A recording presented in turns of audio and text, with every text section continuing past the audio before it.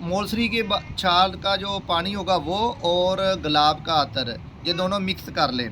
इसके बाद आ जाए हिना का अतर, मैंने बताया था वो भी आपने 1 तोला लेना। उसके बाद 1 तोला बेर बोटी ले लें, बेर बोटी 1 तोला ले लें। अगर वो ताज़ा मिल जाए तो ज़्यादा बेस्ट है।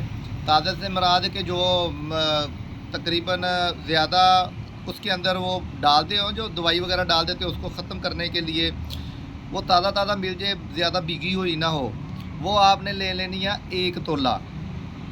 फिर आपने उस 3 जो चीज़ें आपको मैंने बताई हैं उसके अंदर ये जो बेर बोटी है उसको अच्छे तरीके के साथ उसके अंदर रगड़ाई करनी है। इतनी रगड़ाई करनी है कि बिल्कुल मुलायम हो जाए।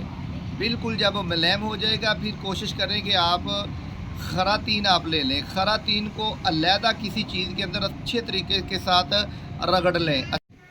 जो खरातीन होगा